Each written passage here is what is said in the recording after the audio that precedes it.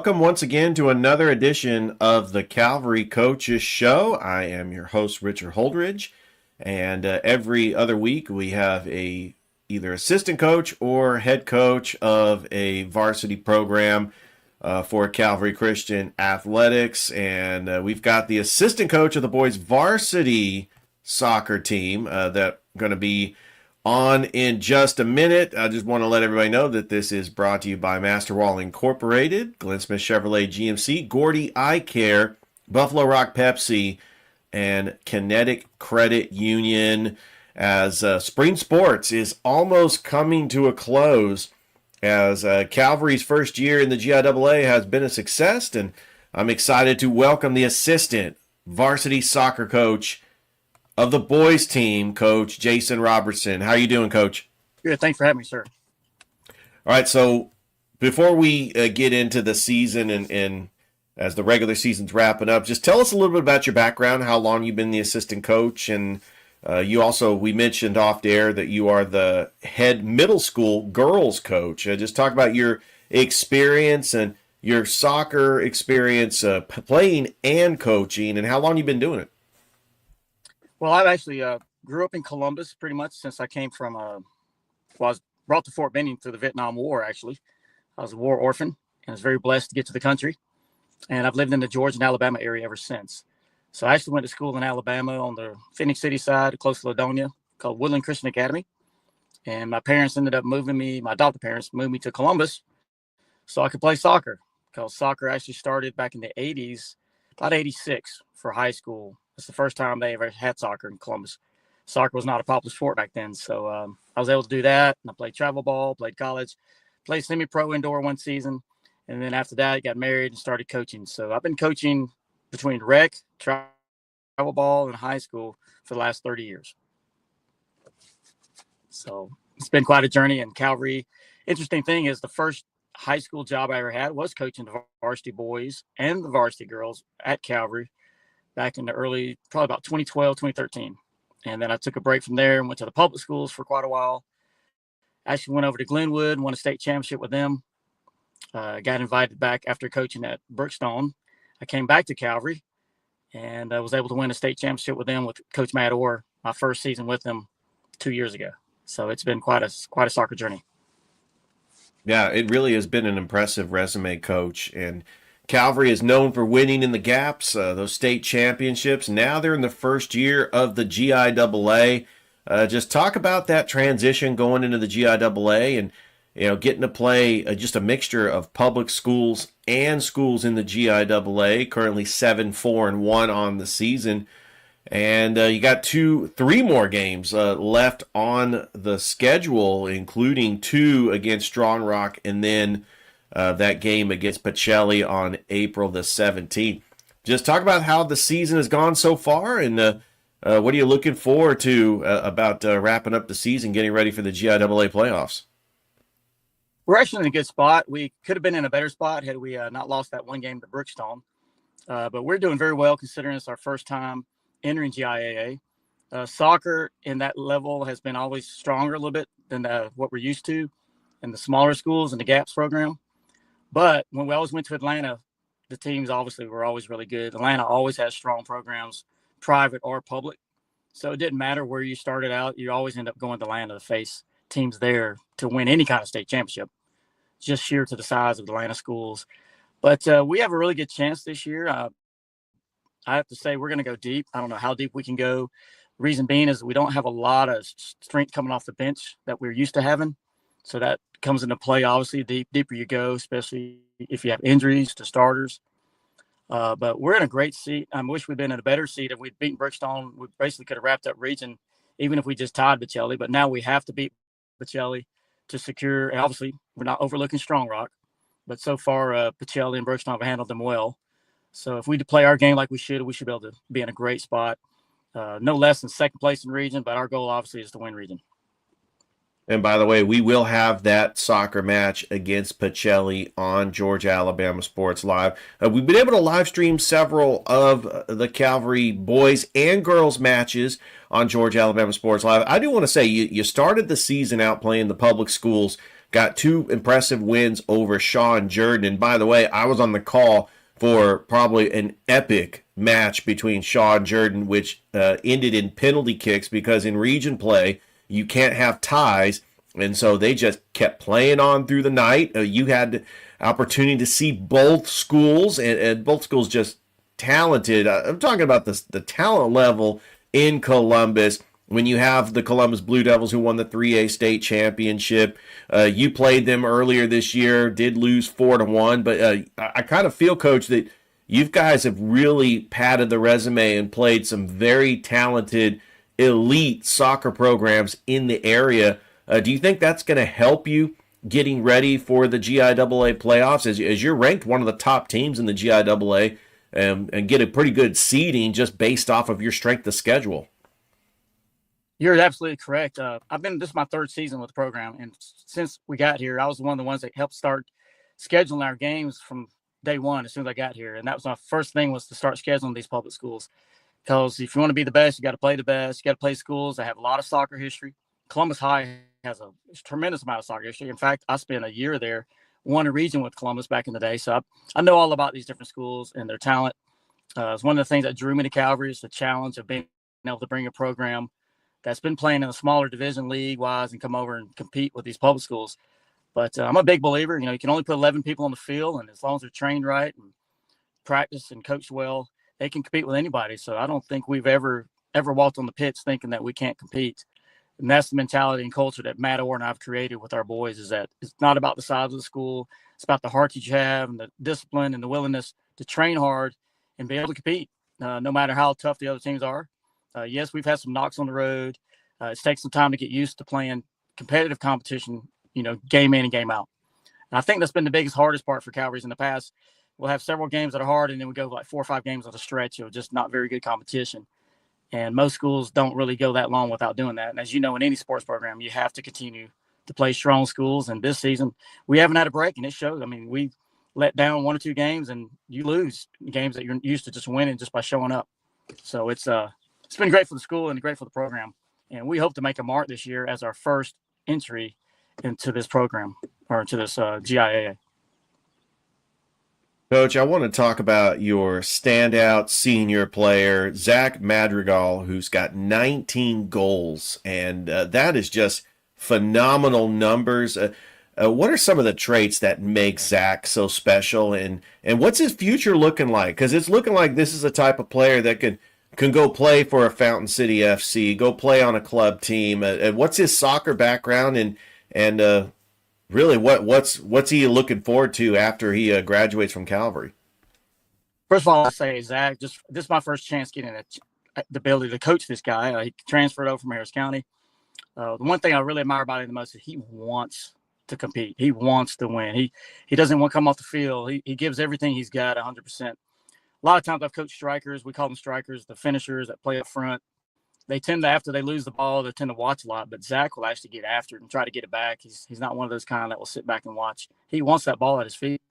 He's already been offered a college scholarship, from what I hear, from Toccoa Falls, North Georgia. But yes, he would have the ability to play at one of those local new semi-pro teams that we have here. But first of all, he just has a great attitude. He was picked as captain from his teammates. And that's quite a statement when you transfer from a school and never been at that school, and your teammates select you as a team captain. So that tells you a lot about his character and his ability just to lead. And I'm just proud of him, and I'm happy to see what he's going to do in the future. And he is going to be a very pivotal part of our success that we have long into the playoffs, and hopefully for a run at the state championship. And that's the one thing that's special about Calvary Christian. No matter if they're in the Gaps or in the GIAA, they always bring the soccer talent, and they compete for state championships. Coach, I do want to talk about soccer as a whole in Columbus, because it starts with youth soccer. You've got CYSC, you've got Concord Fire South, you've got, in the back of the day, the Columbus Red Star. You have travel club teams, and then you have the soccer around the surrounding areas. You got the 3 outdoor teams with Columbus United FC, Fountain City FC, and Columbus Elite FC. You mentioned how soccer got started in the 80s. Is it in a good place now? I mean, it seems like the growth of soccer, just about everybody is playing soccer, and the talent level is a lot greater now just because there's a lot of resources at their disposal, and you're starting to get the interest from the kids as well. I think a lot of the change, and I can proudly say I was on the first travel ball team Columbus, Georgia ever had. It was a U12 or U13 team. It's called Columbus Classic. And then within 2 years, another team formed called Columbus United. That's where we have that Columbus United Pro team here. So that's where that name came from. I don't know if you ever heard of a guy named Max Strong, played in the NFL. He was on my travel ball team. We had Yeah. quite a few athletes there. But the thing is, the difference between then and now is we didn't have the access to the skill training that we have now. We didn't have a lot of people that had the knowledge or lived in this area that had played soccer at a higher level. So you ended up with a lot of volunteer parents, PE coaches that just would, look at the book. Literally, there were times at high school at Hardaway, I remember the guy would be standing on the field with a book and saying, okay, you stand here, you stand there. The drill says this, drill says that. And then we do it and didn't look right. And all of a sudden you go, oh, I'm sorry, I had it turned upside down. So we were running a drill. Nobody knew what was going on. So you go from that to now where people like me that have taken the classes, getting nationally certified coaching license, the programs that even with the rec programs have improved because we have the fields. I have coached the rec league. I have 4 children that came through the program. They've all played the rec. They've all played Red Stars. Some of them played Concord. So and I've coached in all those too. So I'm very familiar with the level of soccer in Columbus. And I'm also involved with the adult soccer league that we have here with 300 plus members. So I have a chance to see soccer, like you said, grow and continue to grow and give kids a chance to play a sport that maybe they normally wouldn't play. But I'm also honest and true that in America, the biggest thing I think that we have and struggle with overall with soccer is kids have so many options. You have football, baseball, basketball, travel volleyball, softball. I mean, there's so many options that a lot of the countries do not have. And so when kids in other countries grow up playing only one sport and that's their way out of life, it really makes it harder, I think, for the U.S. to be able to compete at the same level. And that's where you see the difference in the World Cup. And even though we have a lot of publicity for MLS, just coming from a soccer player playing my whole life, we still have some catching up to do as a whole in the United States. But locally, Columbus has really come along a long ways. And we have a great program now at Concord with the girls' side, especially. The girl and the boys' side is starting to pick back up again. So there's a lot of hope there. But, it's hard to compete sometimes because we're Atlanta. Once again, they have all the travel ball teams too. And they'll come down and, handpick kids from our program sometimes, try to drag them up to Atlanta. So we're always competing against that as well. Yeah, but that's the one great thing about having soccer. It in the spring and in the fall. I know Calvary offers it as a sport in the spring, but you also have these leagues that offer it in the fall and the spring. So let's say you're a baseball player, you could play soccer in the fall. If you're a football player, you could play soccer in the spring. I do think that, in order, and I'm kind of want to take it to a level of trying to see, how the United States getting ready to play in the World Cup in 2026, and I know that they have struggled because they don't have the best athletes. The best athletes play football or basketball.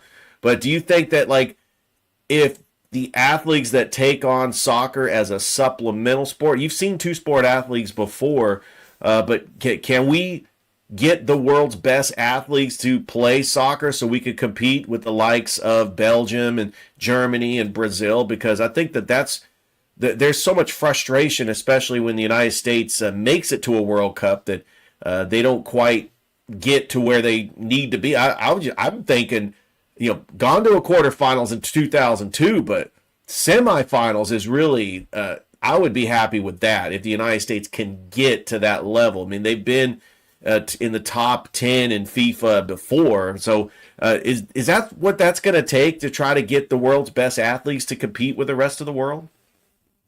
I agree with you a lot. There's several ways to look at that from a perspective as a coach, which some travel ball coaches will hate to hear me say this. I actually encourage players to play two sports sometime because I want them to know what it's like to play for a different coach, be on a different team, and maybe not be the best player and learn how to be a support player. Because sometimes when you're not playing the sport you're best at, you learn a lot differently when you're coming off the bench and you're not the star on the team. And I think it just makes you more well-rounded and gives you a chance just to see what it's like to play something else and then appreciate the sport you're actually good at. But a lot of travel coaches would not give the same advice to parents, but there obviously is a time where you have to pick one sport. But when they're younger, that's usually the advice I give when they're younger, maybe not when they're in high school. But as far as your comment about the U.S. having played for so long, I've been hearing about the U.S. should be competing for a World Cup title since I was a kid. And obviously that's the goal of the U.S. And we do have very good athletes. But there's one thing I don't think people can quite understand. And I've been in a lot of coaching classes, watched kids from other countries.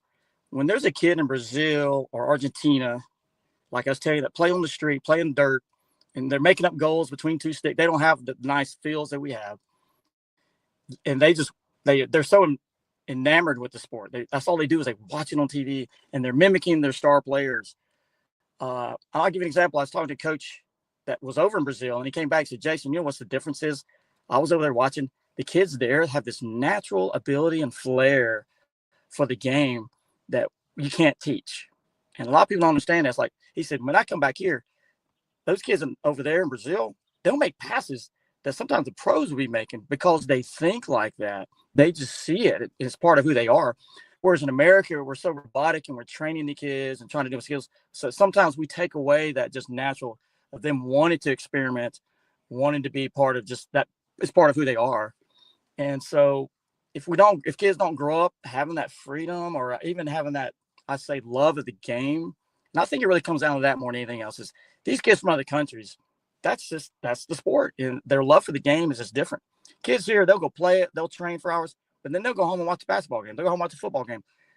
They just don't have the love of the game the same as kids in other countries do and just grow up with it. So it's kind of a different mentality. I'm not saying that we don't have good athletes. I really do believe with the U.S., with the athletes we have, you're right. We can have the best. We probably do have some of the best athletes in the world and have some of the best resources. But there's certain aspects of soccer, because it's called the world sport, that you can't teach. And I love it sometimes when I go out and we have a lot of Hispanics in town, and I'll watch a little Hispanic kid playing with just the ball, nobody around, and he'll be doing little tricks and flicks and trying to do things that the American kid just is no big deal to them. So I guess sometimes it's harder for me to understand. It's going to be hard for the U.S. to eventually get to that point. But we can do it just because we have the resources and we have the athletes. But it's going to take a lot for the U.S. to ever win a World Cup when you're competing with kids that have just come from a different mindset. So, I mean, there's 9-year-old kids in Brazil that are thinking beyond what kids in high school would even think about on their own, if that makes any sense at all. Oh, absolutely, Coach. And I appreciate your knowledge and insight on soccer. I could just tell your passion for the sport. And I just want to say I was actually looking at where Calvary is standing. They got 3 more games left. We will have that game against Pacelli on Georgia Alabama Sports Live. By the way, Pacelli's ranked 4th in the GIAA 4A rankings. Calvary is ranked 6th.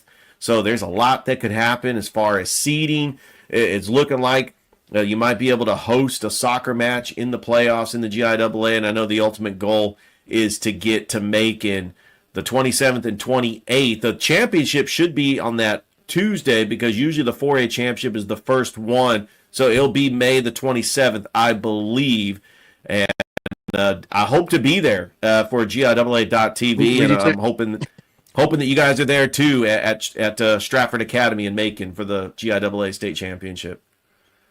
That's our goal, sir.